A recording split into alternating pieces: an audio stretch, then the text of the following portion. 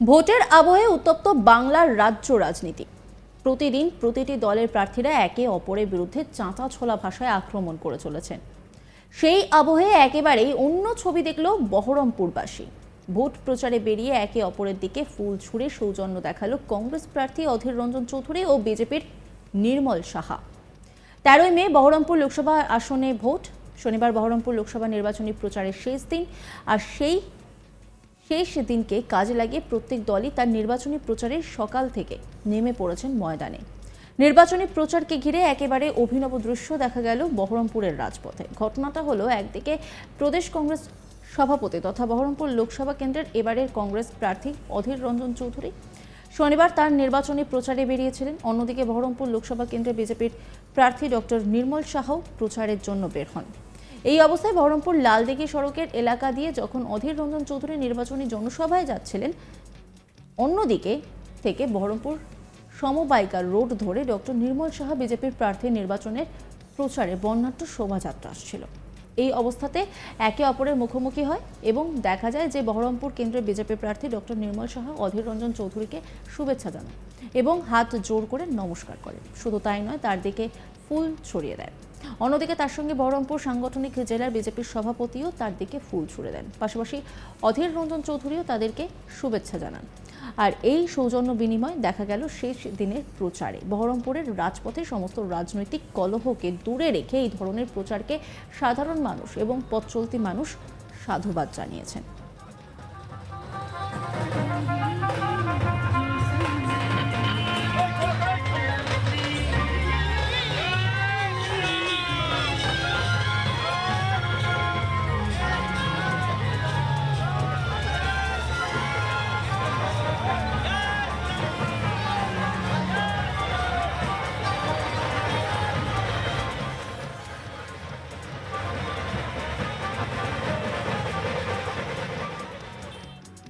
এই নিয়ে একটি রিপোর্ট তুলে ধরেছেন আমার কলিগ গোপাল ঠাকুর, দেখাবো আপনাদের। এবারে আর গো ব্যাক স্লোগান নয়, সৌজন্যের রাজনীতি পেলেন অধীর চৌধুরী, পেলেন বিরোধী পক্ষের কাছ থেকে ফুল। এমনই দৃশ্যের সাক্ষী রইলেন বহরমপুরবাসী। আগামী 13ই মে বহরমপুর লোকসভার নির্বাচন এবং আজই রয়েছে নির্বাচনের শেষ দিনের প্রচার। আর এই শেষ দিনের প্রচারকে কাজে লাগিয়েই আজ সকাল 9টার সময় অধীর রঞ্জন চৌধুরী তার জনসমর্থন নিয়ে রীতিমতো হুড খোলা গাড়িতে তার নির্বাচনী প্রচারে বহরমপুর কংগ্রেস কার্যালয় থেকে বেরোন এবং পথে যাওয়ার পথে লালদিঘির সংলগ্ন এরিয়ার থেকে যাওয়ার পথে রীতিমতো উল্টো দিক থেকে আসতে দেখা যায় বিজেপির বহরমপুর লোকসভা কেন্দ্রের প্রার্থী ডক্টর নির্মল সাহার নির্বাচনী প্রচার।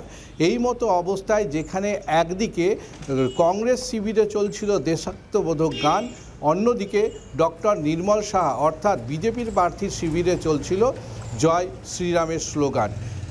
রীতিমতো এই স্লোগান এবং পাল্টা দেশাত্মবোধক গান এবং দুই শিবিরের যাতায়াতের যে নির্বাচনী প্রচার, সেই নির্বাচনী প্রচারকে ঘিরে মনে হয়েছিল যে উত্তেজনার একটা পরিবেশ তৈরি হবে, কিন্তু সেটা হয়নি।